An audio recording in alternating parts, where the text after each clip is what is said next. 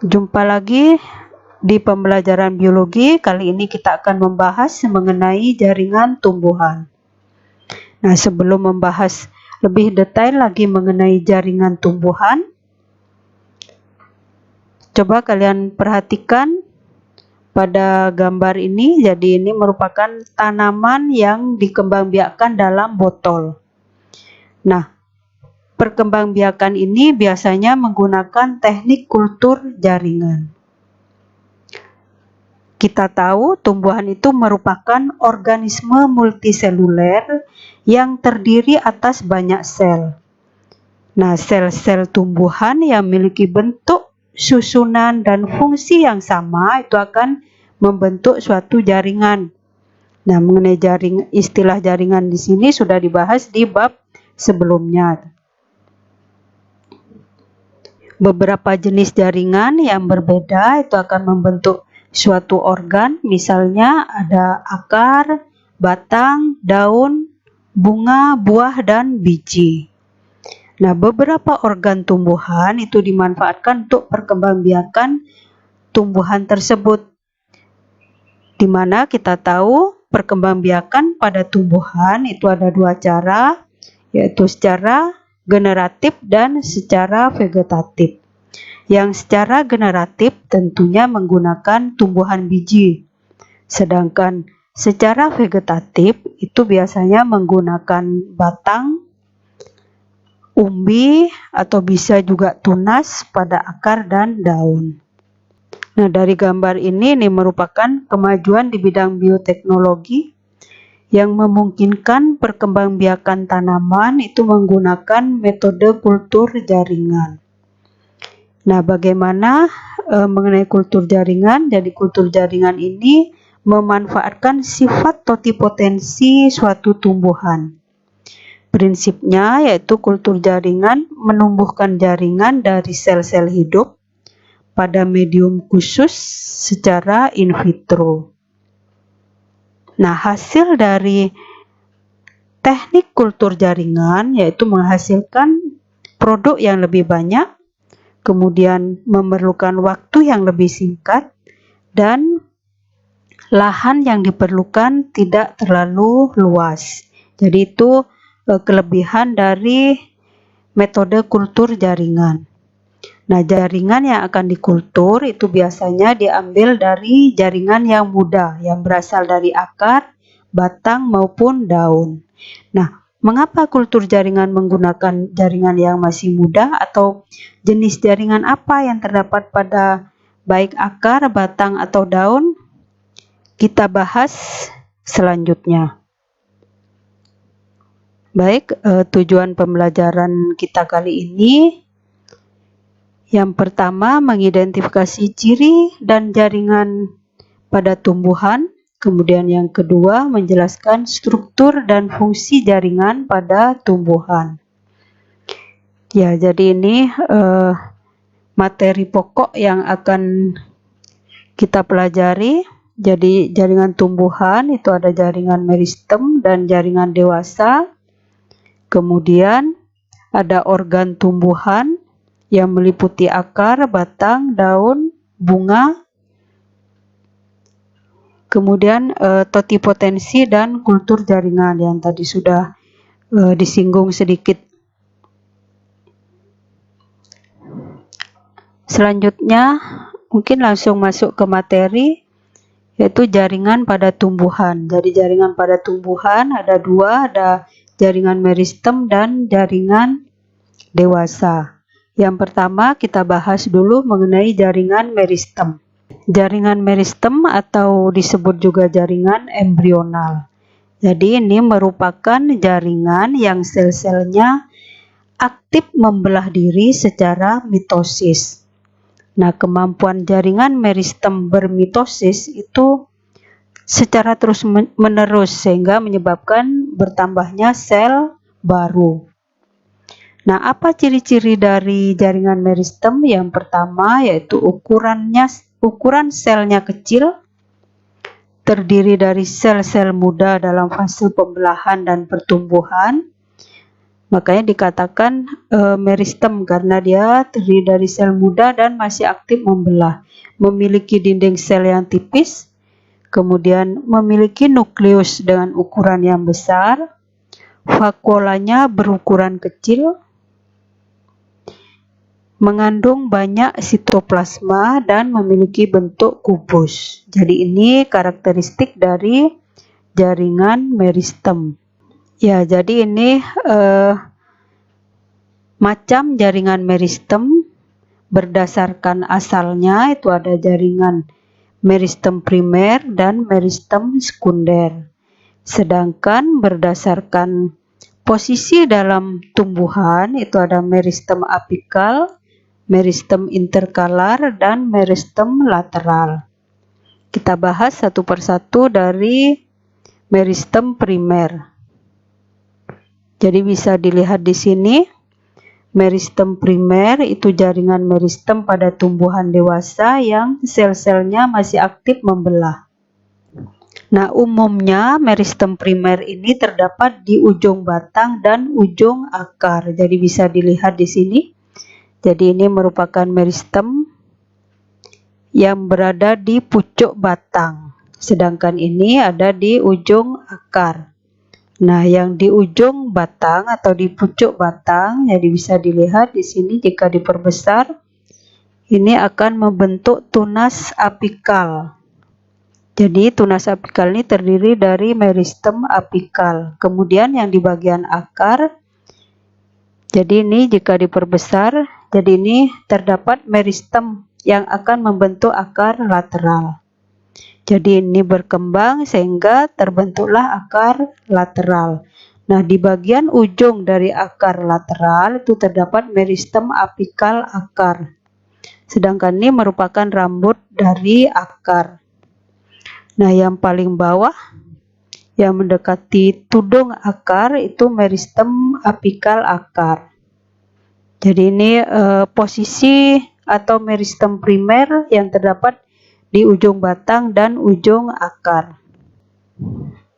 Bisa dilihat di gambar ini. Jadi meristem primer ini meristem yang berasal dari sel-sel inisial yang disebut promeristem.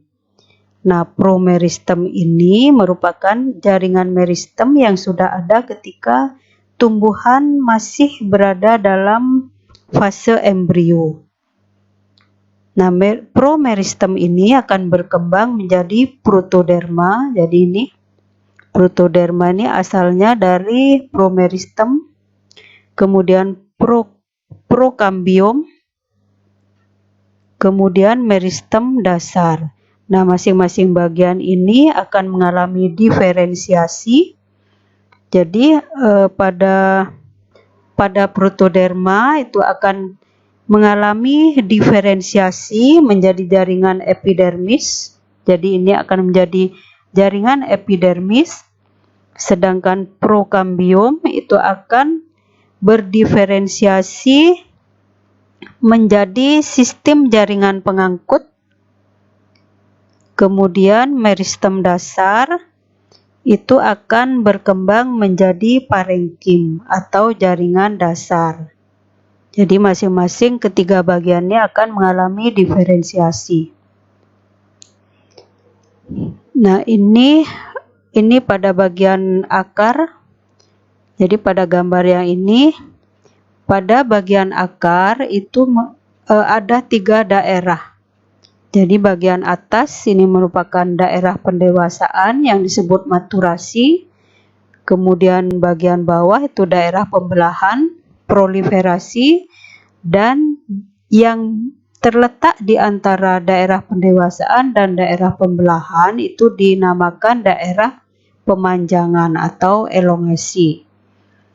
Jadi ini meristem primer, ini masih sama yang tadi pada akar. Kemudian ini pada daun, kemudian ini juga pada akar. Jadi yang pada daun ini merupakan meristem apikal tunas. Kemudian ini merupakan primordia daun, yang ini protoderma. Kemudian prokambium yang di sini meristem dasarnya, dan yang terakhir ini bagian tunas samping. Yang bagian akar mungkin tadi sudah dibahas. Yang selanjutnya yaitu meristem sekunder. Nah, salah satu contoh dari meristem sekunder yaitu kambium. Meristem sekunder ini berasal dari sel-sel dewasa yang berubah sifatnya menjadi sel meristematik. Nah, sel meristem sekunder itu berbentuk pipih atau prisma dan memiliki vakuola yang besar. Letaknya berada di bagian tengah. Jadi ini contohnya kambium, dan ada lagi kambium gabus. Jadi itu contoh dari meristem sekunder. Nah, kambium ini disebut juga dengan kambium pembuluh. Jadi kambium, kita tahu kambium itu merupakan lapisan sel-sel yang aktif membelah di antara pembuluh angkut xilem dan floem, sehingga pembuluh tersebut bisa dinamakan kambium pembuluh. Nah, kambium ini banyak ditemukan di dalam batang maupun akar, itu khususnya pada tumbuhan dikotil dan gymnospermae. Namun ada juga beberapa pada tumbuhan monokotil. Nah, kambium menyebabkan pertumbuhan sekunder sehingga batang bisa bertambah besar. Nah, bagaimana dengan aktivitas kambium? Jadi aktivitas kambium ke arah dalam itu akan membentuk kayu atau xilem, sedangkan ke arah luar itu akan membentuk tapis atau yang disebut floem.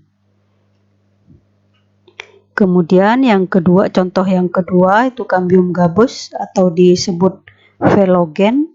Itu merupakan jaringan kambium yang membentuk lapisan pelindung periderm atau yang disebut gabus. Nah, kambium gabus ini letaknya di bawah epidermis, batang, dan akar, khususnya yang akar dan batang yang sudah tua. Nah, aktivitas kambium gabus itu mungkin sama dengan kambium tadi. Jadi aktivitas kambium gabus ke arah luar itu akan membentuk film atau lapisan gabus, sedangkan ke arah dalam itu akan membentuk filoderm atau korteks sekunder. Meristem berdasarkan posisinya itu pada tumbuhan ada 3 macam. Ada meristem apikal, kemudian meristem interkalar, dan meristem lateral. Mungkin seperti ini strukturnya. Jadi ini meristem pada tumbuhan bagian apikal, batang, kemudian di bagian akar juga terdapat meristem apikal. Nah, meristem apikal ini menyebabkan pemanjangan pada batang dan akar yang disebut pertumbuhan primer.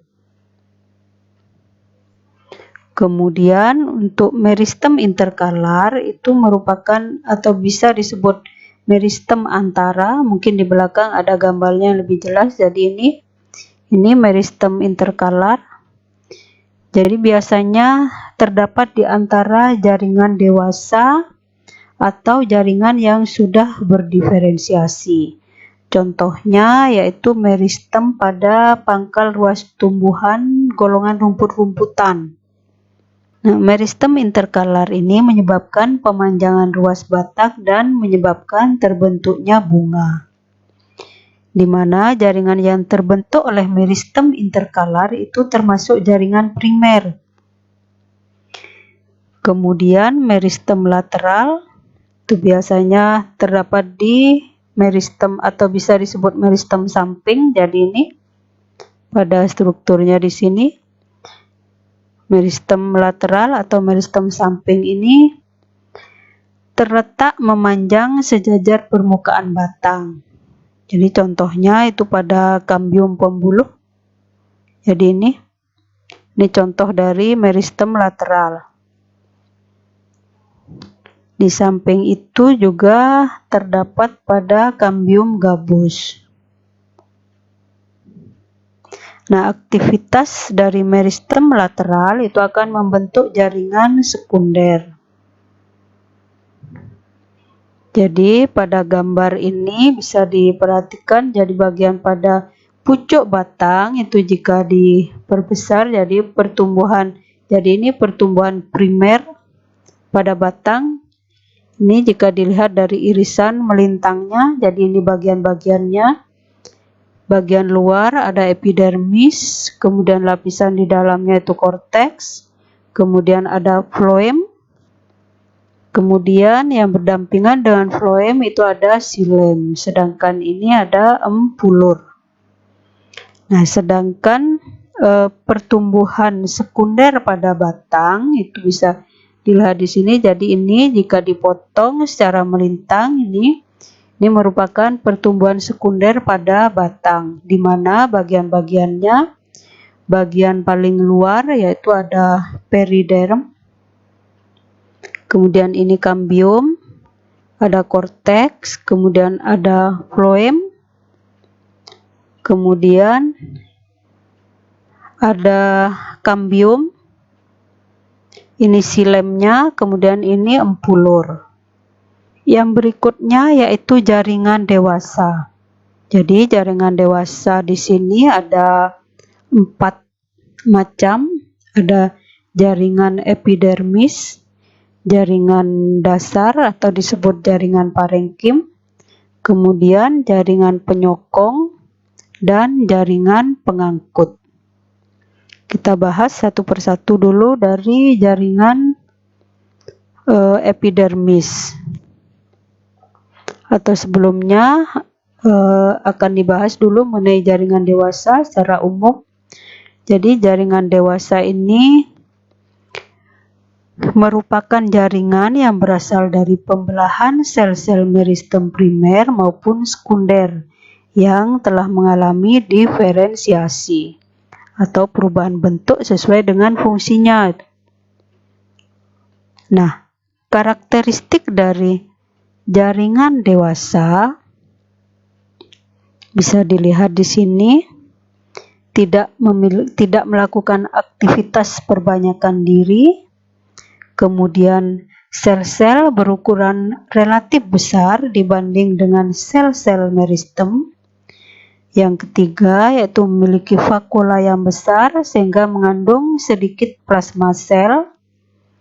Dan yang keempat itu sel telah mengalami penebalan pada dindingnya sesuai dengan fungsinya. Selanjutnya terkadang sel telah mati dan terdapat ruang antar sel. Kita bahas satu persatu dari jaringan dewasa tadi. Yang pertama yaitu jaringan epidermis. Jadi ini struktur dari jaringan epidermis. Jadi jaringan epidermis ini merupakan jaringan yang tersusun dari lapisan sel-sel yang menutupi permukaan organ tumbuhan, baik akar, batang, daun, bunga, buah, dan biji. Nah, jaringan epidermis ini disebut juga sebagai jaringan pelindung. Kenapa demikian? Karena dia berfungsi melindungi bagian dalam tumbuhan dari segala pengaruh luar yang merugikan. Misalnya ada benda asing yang akan merugikan suatu jaringan tersebut. Jadi jaringan epidermis ini yang akan melawannya. Nah, ciri dari jaringan epidermis tersusun dari sel hidup, kemudian terdiri atas satu lapis sel tunggal. Jadi dilihat dari strukturnya, dia terdiri dari satu lapis sel tunggal, kemudian bentuk beragam, jadi bentuknya ada banyak macam, ukuran dan susunan beragam, tidak terdapat ruang antar sel. Jadi pada jaringan epidermis itu sangat rapat, bahkan tidak terdapat ruang antar sel, tidak memiliki klorofil. Dinding sel bagian luar itu mengalami penebalan, sedangkan bagian dalam itu tipis. Nah, jaringan epidermis ini mengalami modifikasi menjadi stomata, trikomata, duri, dan sel kipas. Ya, jadi ini jaringan epidermis pada batang.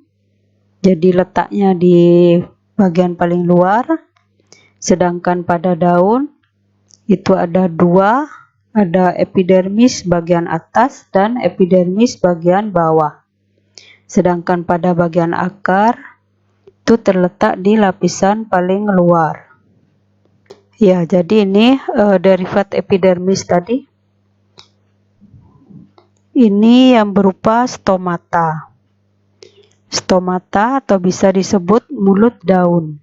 Nah, stomata ini biasanya terdapat pada epidermis organ tumbuhan yang berwarna hijau, di mana stomata ini memiliki celah atau lubang yang diapit oleh sepasang sel penjaga. Jadi bisa dilihat mungkin tadi, ya, jadi ini di struktur daun. Jadi ini stomata, dia diapit oleh sel penjaga.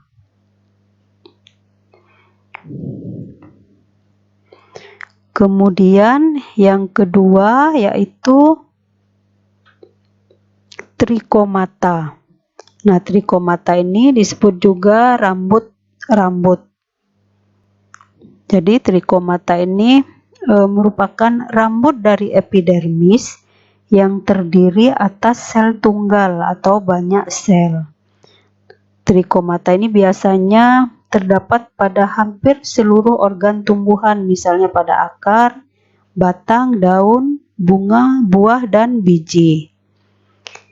Nah, fungsi dari trikomata ini bagi tumbuhan yaitu mengurangi penguapan, meneruskan rangsangan, mengurangi gangguan dari hewan herbivora, dan membantu penyebaran biji atau penyerbukan bunga. Nah, berdasarkan ada tidaknya fungsi sekresi, jadi trikomata ini dibedakan menjadi dua. Ada trikomata non-glanduler dan trikomata glanduler. Selanjutnya yaitu duri. Jadi duri atau disebut spina. Jadi ini merupakan derivat dari epidermis tadi. Jadi duri adalah tonjolan pada permukaan epidermis batang yang terbentuk dari jaringan stile atau silinder pusat. Nah, ini biasanya terdapat pada batang tumbuhan bunga kertas. Jadi mungkin pada bunga mawar juga terdapat spina atau duri.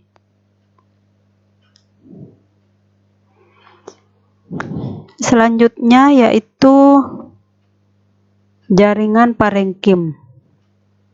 Nah, jaringan parenkim ini disebut juga jaringan dasar, bisa dilihat strukturnya di sini.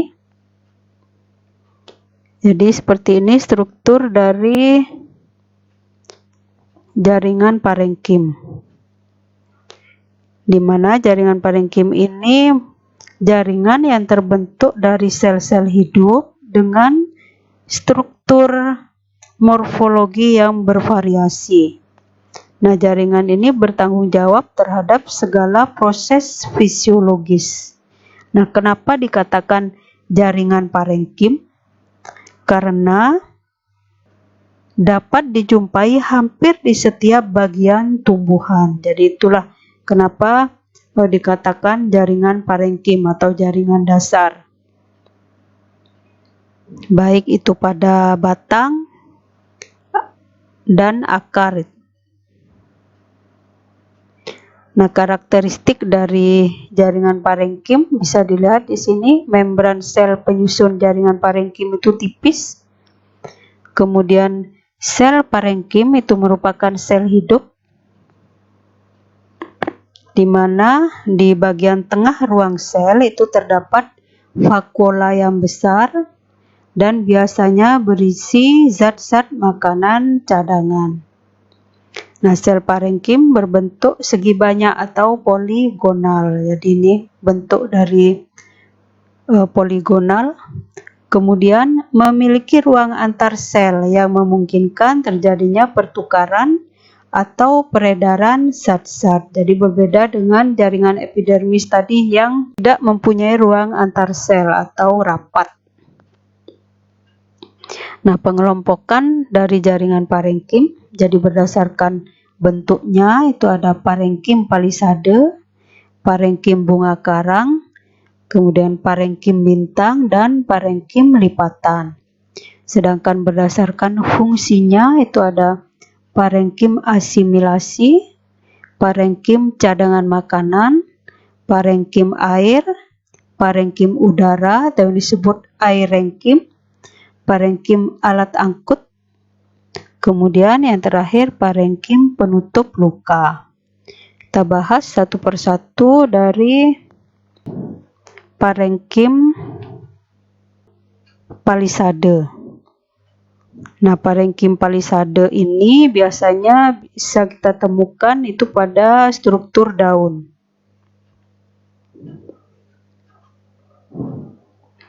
Di mana jaringan parenkim palisade ini terdiri atas sel-sel berbentuk panjang, tegak, dan mengandung banyak kloroplas. Di mana biasanya letak dari parenkim palisade ini terdapat pada mesofil daun atau kadang juga ditemukan pada biji. Yang kedua yaitu parenkim bunga karang, di mana parenkim bunga karang itu terdiri atas sel-sel yang bentuk dan ukurannya itu tidak teratur dan memiliki ruang antar sel. Biasanya parenkim bunga karang ini terdapat pada mesofil daun. Jadi hampir sama dengan parenkim palisade. Yang ketiga yaitu parenkim bintang, di mana parenkim bintang ini terdiri dari sel-sel berbentuk seperti bintang yang saling bersambungan di bagian ujungnya. Biasanya terdapat pada tangkai daun kana. Kemudian yang terakhir itu ada parenkim lipatan. Itu terdiri dari sel dengan dinding sel yang mengalami lipatan ke arah dalam dan banyak mengandung kloroplas. Parenkim lipatan ini biasanya kita jumpai di mesofil daun, terutama pada daun pinus dan padi. Kemudian berdasarkan fungsi, jadi di sini ada parenkim asimilasi. Jadi parenkim asimilasi ini parenkim yang melakukan proses pembuatan zat makanan dengan cara fotosintesis, di mana parenkim ini terdapat di bagian tumbuhan yang berwarna hijau. Di bagian tumbuhan yang banyak mengandung klorofil. Oleh sebab itu disebutlah jaringan klorenkim. Yang kedua yaitu parenkim cadangan makanan. Jadi parenkim ini berfungsi sebagai penyimpan cadangan makanan karena memiliki vakuola yang besar. Nah, parenkim ini terletak di bagian empulur batang dan akar. Bisa juga pada umbi atau akar rimpang. Dan beberapa juga terdapat pada biji. Nah, cadangan makanan yang disimpan di parenkim cadangan makanan ini biasanya berupa gula, tepung, lemak, bahkan ada yang berupa protein. Selanjutnya yaitu parenkim air. Jadi parenkim air ini mampu menyimpan air berdinding sel tipis dan memiliki vakuola yang besar berisi cairan yang agak berlendir. Jadi zat berlendir yang dihasilkan tadi dapat meningkatkan daya simpan air oleh sel. Nah, parenkim ini biasanya terdapat pada tumbuhan epifit dan xerofit. Misalnya pada tumbuhan aloe vera atau lidah buaya. Selanjutnya yaitu ada parenkim udara. Jadi parenkim udara ini mampu menyimpan udara. Kenapa dia mampu menyimpan udara? Karena memiliki ruang antar sel yang besar. Biasanya terdapat pada tangkai daun kana dan alat pengapung tumbuhan air. Contohnya ada eceng gondok. Yang selanjutnya yaitu parenkim alat angkut. Jadi ini terdapat di sekitar xilem dan floem, di mana sel-selnya memanjang sesuai dengan arah pengangkutannya. Yang terakhir ada parenkim penutup luka. Jadi parenkim penutup luka ini sifatnya meristematik karena melakukan pembelahan diri untuk regenerasi parenkim baru. Parenkim penutup luka ini bisa juga disebut velogen atau cambium gabus. Jadi ini letak jaringan parenkim pada tumbuhan, pada bagian akar. Bisa dilihat di sini, disinilah letak jaringan parenkim. Sedangkan pada batang bisa ditemukan di sini letaknya. Kemudian pada bagian daun, ya, jadi ada dua posisi itu. Ada di sini di bagian epidermis. Kemudian yang selanjutnya yaitu yang ketiga, jaringan kolenkim.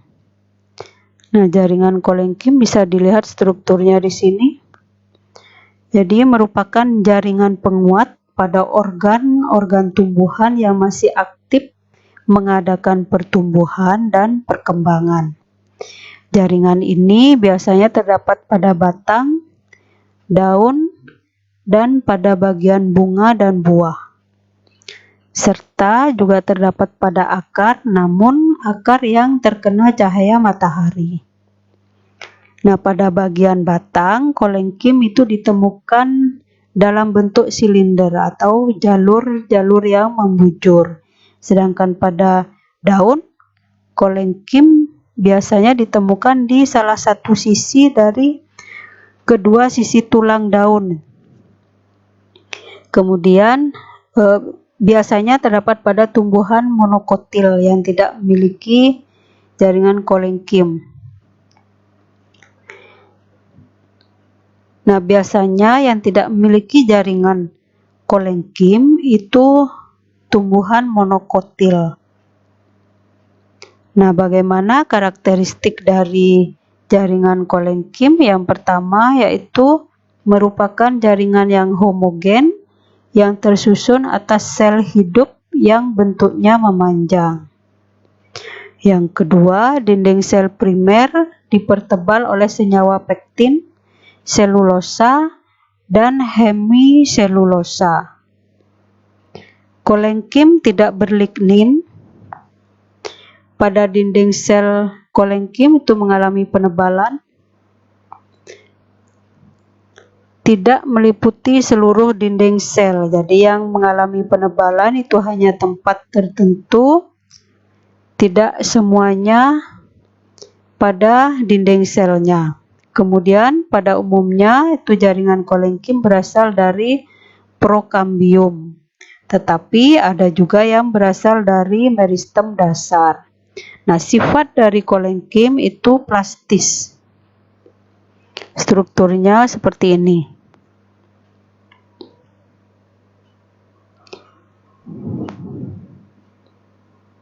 Jadi ini letak dari jaringan kolenkim pada batang. Sedangkan pada daun, jadi terletak pada tulang daun tadi. Yang selanjutnya yaitu jaringan sklerenkim. Jadi jaringan penguat itu ada dua macam, ya, ada jaringan kolenkim dan sklerenkim. Jadi yang ini kita bahas selanjutnya, yaitu karakteristiknya seperti ini. Jadi ini gambar dari jaringan sklerenkim. Jaringan sklerenkim ini merupakan jaringan penguat pada organ tumbuhan yang sudah berhenti melakukan pertumbuhan. Jadi berbeda dengan jaringan kolenkim tadi. Nah, ciri dari jaringan sklerenkim, jadi sel sklerenkim adalah sel mati, kemudian dinding selnya mengalami penebalan lignin. Yang ketiga, karakteristik sel sklerenkim adalah elastis, tidak plastis. Jadi berbeda dengan kolenkim tadi. Kalau kolenkim itu sifatnya plastis, pada sklerenkim itu elastis. Nah, sklerenkim itu dibedakan menjadi dua, ada fiber atau serat atau serabut, dan skleroid atau sel batu. Fiber atau serat itu bentuknya memanjang dan runcing, ditemukan di xilem, floem, atau di bagian lainnya. Sedangkan skleroid atau sel batu itu bentuknya pendek dan bulat, kemudian terdapat pada tempurung kelapa, biji-bijian, atau bagian yang keras pada buah. Contohnya pada buah pir. Misalnya kalian yang pernah makan buah pir, jadi ada semacam butiran-butiran pada daging buahnya, jadi itu merupakan sklerenkim. Baik, ini letak sklerenkim pada bagian sklerenkim yang serat. Yang keempat yaitu jaringan pengangkut. Nah, jaringan pengangkut itu ada dua, ada xilem dan floem. Xilem di sini komponennya terdiri dari trakea, trakeid, serabut xilem, dan parenkim xilem. Sedangkan floem itu pembuluh tapis, sel pengiring, serabut floem, dan parenkim floem. Jaringan pengangkut itu merupakan jaringan pada tumbuhan tingkat tinggi yang berfungsi mengangkut air dan garam-garam mineral serta zat makanan hasil fotosintesis. Jadi bisa dilihat di sini struktur dari xilem, jadi komponen-komponennya, dan ini floem. Nah, pada xilem itu jadi kita tahu xilem itu berfungsi mengangkut air dan garam mineral dari akar itu menuju ke daun. Nah, xilem di sini merupakan jaringan yang kompleks karena tersusun dari berbagai macam bentuk sel. Jadi ini tadi komponennya tadi ada unsur trakea, kemudian ada serat xilem, ada parenkim xilem, dan trakeid. Nah, trakea itu terdiri atas sel yang memanjang, tidak mengandung protoplasma, memiliki dinding sel yang berlignin, dan memiliki noktah. Jadi ini trakea, bentuknya memanjang dan memiliki noktah. Kemudian trakeid itu merupakan sel panjang dengan ujung yang runcing tanpa adanya lubang. Jadi ini trakeid, strukturnya atau letaknya di sini, tepatnya pada xilem. Jadi tidak mempunyai lubang. Jadi ketika mengangkut zat makanan dibantu oleh noktah atau melewati noktah tadi. Kemudian ada serat xilem, itu merupakan sel panjang dengan dinding sekunder yang berlignin. Memiliki dua macam serat, ada serat trakeid dan serat libriform. Jadi yang terakhir ada parenkim xilem, tersusun dari sel-sel yang masih hidup di mana fungsinya itu sebagai tempat penyimpanan cadangan makanan dan biasanya ditemukan pada xilem primer maupun xilem sekunder. Biasanya pada xilem sekunder itu ditemukan berupa parenkim kayu dan parenkim jari-jari empulur. Yang selanjutnya itu ada floem, mungkin strukturnya di sini. Jadi ini komponen penyusun dari floem. Ada unsur tapis. Jadi unsur tapis di sini tersusun dari, jadi ini unsur tapis tersusun dari sel-sel panjang yang dinding ujungnya saling berlekatan dengan dinding ujung sel di bawahnya, sehingga akan membentuk pembuluh tapis. Sedangkan sel pengiring, jadi ini yang berwarna biru, ini sel pengiring atau bisa disebut juga sel tetangga. Ini merupakan untayan sel-sel hidup yang menyerupai parenkim, memiliki nukleus, plastida, dan plasmodesma. Nah, ini biasanya sel pengiring ini bercabang. Peran dari sel pengiring dalam proses keluar masuknya zat makanan yaitu melalui pembuluh tapis. Yang ketiga yaitu serat floem. Jadi serat floem ini berupa sel hidup atau sel mati di mana berfungsi sebagai cadangan makanan. Yang keempat yaitu parenkim floem. Jadi yang keempat yaitu ada parenkim floem. Parenkim floem ini terletak di bagian buluh tapis dan merupakan sel hidup yang berfungsi sebagai tempat penyimpan zat tepung, lemak, dan zat organik lainnya.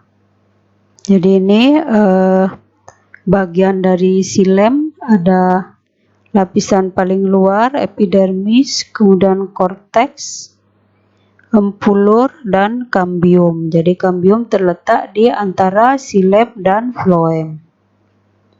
Selanjutnya yaitu tipe ikatan pembuluh. Jadi tipe ikatan pembuluh itu ada 3 macam. Ada tipe kolateral, kemudian ada tipe konsentris, dan tipe radial. Nah, yang tipe konsentris ini ada konsentris amfikibral, konsentris amfifasal. Kita bahas satu persatu mengenai tipe kolateral. Jadi tipe kolateral ini xilem dan floem terletak berdampingan dan floem berada di bagian luar xilem.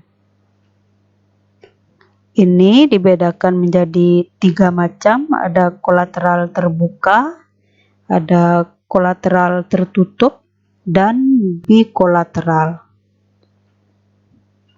Yang kolateral terbuka itu biasanya terdapat pada tumbuhan dikotil dan gymnospermae. Sedangkan kolateral tertutup itu biasanya terdapat pada tumbuhan monokotil. Yang kedua yaitu tipe konsentris. Nah, tipe konsentris ini jika xilem dikelilingi oleh floem atau sebaliknya, di mana apabila xilem berada di tengah dan dikelilingi floem maka disebut tipe konsentris amfikibral. Sedangkan floem berada di tengah dan dikelilingi oleh xilem itu disebut tipe konsentris amfifasal. Contoh dari konsentris amfikibral itu biasanya terdapat pada paku-pakuan. Sedangkan contoh dari tipe konsentris amfifasal itu pada Rhizome Acorus calamus. Nah, yang terakhir yaitu tipe radial. Jadi tipe radial ini jika letak xilem dan floem bergantian sesuai dengan jari-jari lingkaran. Biasanya terdapat pada akar monokotil.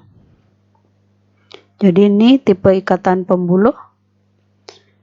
Dan ini proses pengangkutan baik pada xilem maupun pada floem. Jadi ini letak xilem pada akar dikotil, kemudian letak xilem pada akar monokotil. Ya, jadi ini floemnya, ini pada monokotil, sedangkan ini xilem pada monokotil, ini pada dikotil. Pada batang, terutama batang dikotil, ini letak xilem dan floemnya. Sedangkan pada batang monokotil, mungkin jika lebih diperbesar lagi. Nah, ini letak pada daun dikotil dan daun monokotil. Jadi ini letak xilem dan floem. Ya, jadi ini perbandingan macam jaringan dewasa tadi yang sudah dibahas, namun dibuat dalam bentuk tabel, tujuannya untuk mempermudah mempelajari. Berikutnya yaitu organ tumbuhan. Nah, kita tahu organ tumbuhan itu ada akar, batang, daun, buah, dan biji. Kita bahas satu persatu dari akar. Jadi akar itu berdasarkan asalnya itu dibedakan menjadi dua, ada akar primer dan akar liar. Nah, akar primer ini biasanya tumbuh sejak embrio hingga tumbuhan mati, di mana fungsinya yaitu menegakkan tumbuhan serta menyerap air dan garam mineral. Sedangkan akar liar itu muncul dari batang, daun, dan jaringan lainnya. Biasanya akar liar ini sifatnya permanen atau temporer, di mana akar liar ini berfungsi menyerap air dan mengalami modifikasi menjadi organ untuk dapat merayap, menopang, dan sebagainya. Nah, bagian pada akar itu sebenarnya secara umum ada tudung akar, kemudian ada epidermis, ada korteks, endodermis, dan stele. Mungkin di awal tadi sudah disebutkan bagian-bagiannya. Yang selanjutnya yaitu batang. Jadi ini batang pada tumbuhan. Jadi batang pada tumbuhan ini merupakan bagian tumbuhan yang terletak di atas permukaan tanah, di mana fungsi batang ini menopang daun, bunga, dan buah. Nah, pada bagian batang itu tempat munculnya daun itu biasanya disebut dengan buku atau nodus. Jadi sana tempat munculnya daun. Nah, di bagian antara dua buku itu dikatakan internodus atau ruas. Akar di sini, batang di sini memiliki 3 bagian pokok. Jadi ada epidermis, korteks, modifikasi stele atau silinder pusat. Yang selanjutnya yaitu daun.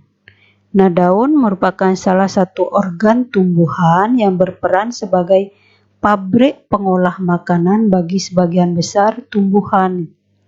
Mengapa demikian? Karena pada tumbuhan itu mengandung klorofil. Jadi di sanalah tempat pengolahan makanan, sehingga daun dikatakan berperan sebagai pabrik pengolah makanan bagi tumbuhan.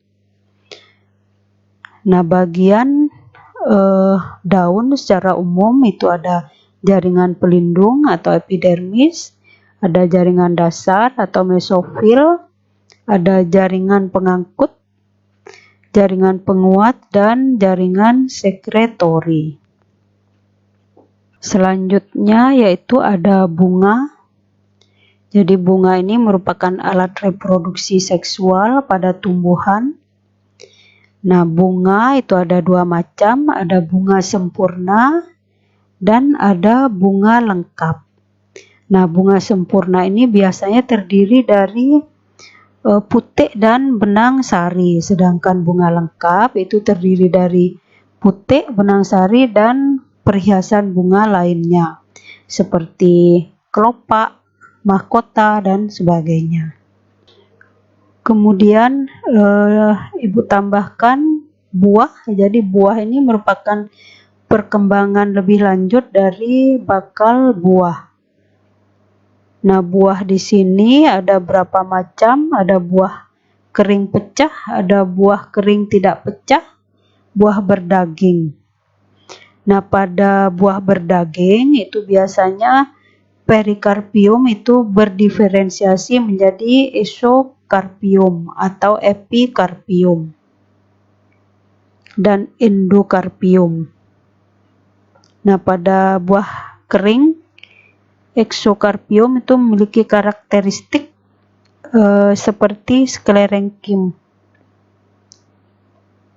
Perubahan warna kulit buah itu selama pemasakan buah itu disebabkan adanya transformasi kloroplas menjadi kromoplas. Yang terakhir yaitu biji. Biji ini merupakan perkembangan lebih lanjut dari bakal biji. Nah, kulit biji itu merupakan diferensiasi dari integumen yang fungsinya melindungi embrio dan endosperma yang berada di dalamnya. Nah, struktur kulit biji itu bervariasi. Biasanya terdiri atas jaringan epidermis, jaringan makroskleroid, dan osteoskleroid, serta sel parenkim, sel kristal, dan sel berpigmen. Kemudian tipe dari biji ini ada dua macam, ada endosperma dan non-endosperma. Endosperma ini memiliki endosperma dan yang non-endosperma itu tidak memiliki. Tipe biji endosperma itu contohnya padi, jagung. Kemudian yang tipe non-endosperma itu terdapat pada merica atau labu kuning. Jadi itu penjelasan mengenai organ tumbuhan. Kemudian bisa diperhatikan di sini, jadi ini akar pada dikotil. Bagian-bagiannya ada epidermis, ada korteks, ada silinder pembuluh yang terdiri dari perisikel dan jaringan vaskuler serta empulur. Kemudian akar monokotil hampir sama bagian-bagiannya. Jadi ada epidermis, ada korteks, jadi korteks dari bagiannya dari sini sampai sini. Kemudian ada endodermis, kemudian ada silinder pusat. Nah, ini perbedaan monokotil dengan dikotil. Mungkin bisa dilihat dari struktur atau letak dari xilem dan floemnya. Kemudian ini akar, jadi perbedaan akar dikotil dan monokotil. Jadi ini perbedaan akar dikotil dan monokotil. Bagian-bagiannya jadi ada epidermis, kemudian ada korteks lapisan berikutnya, kemudian ada endodermis, jadi ini endodermis, kemudian ada perisikel, jadi di sebelahnya endodermis ada perisikel, kemudian ini ada floem, ada xilem. Mungkin kalau pada akar monokotil Di sini letak xilem dan floemnya. Kemudian ada inti, ini ada rambut akar, stile atau silinder pusat. Sedangkan ini batang dikotil. Jadi ada epidermis, bagian ini, bagian terluar, kemudian ada korteks, kemudian empulur dan silinder pusat. Sedangkan pada batang monokotil, strukturnya atau bagian-bagiannya ada epidermis, jaringan dasar, kemudian berkas pengangkut xilem dan floem. Nah, pada batang monokotil jika diperbesar lagi seperti ini, letak dari xilem dan floem. Jadi kambium itu letaknya berada jika di batang monokotil itu letaknya di antara floem dan xilem. Selanjutnya pada daun, jadi ini ada pembuluh angkut xilem dan floem. Jadi ini xilem, ini floem. Jika digabung itu dinamakan pembuluh angkut. Ini lapisan kutikula yang paling atas. Kemudian ada epidermis atas, yang epidermis bawah di sini. Kemudian sel pelindung. Jadi sel pelindung berada di atas xilem dan floem. Kemudian ada parenkim palisade, ini berada di sini letaknya. Kemudian sel penjaga yang mengapit stomata tadi. Dan mesofil, jadi ini mesofil. Ini perbedaannya daun dikotil dan daun monokotil. Jadi ini berkas pengangkutnya pada daun dikotil. Sedangkan pada monokotil letaknya di sini. Jadi ini letaknya di tulang daun. Ini organ bunga tadi. Jadi jika bunga lengkap itu terdiri dari putik dan benang sari. Jadi putik dan benang sari sebagai alat reproduksi. Sedangkan bunga sempurna terbalik. Jadi itu ada bunga sempurna. Sedangkan bunga lengkap itu lengkap, ada sepal, ada petal atau kelopak, mahkota, ada benang sari dan putik. Jadi ini contoh dari bunga sempurna. Ada bunga kembang sepatu, Kamboja. Kemudian bunga tak sempurna itu ada bunga pada jagung. Kemudian bunga lengkap itu ada pada bunga kembang sepatu dan bunga mawar. Sedangkan bunga tak lengkap itu ada pada Kamboja dan bunga kertas. Nah, jika dilihat di sini mungkin yang sering kalian temukan, jadi yang berwarna pink ini sebenarnya bukan bunga. Jadi yang berwarna pink ini merupakan daun yang mengalami modifikasi. Jadi bunganya ini. Jadi ini merupakan daun yang mengalami modifikasi. Demikianlah penjelasan mengenai jaringan pada tumbuhan. Nah, untuk pertemuan berikutnya kita akan bahas mengenai totipotensi dan kultur jaringan.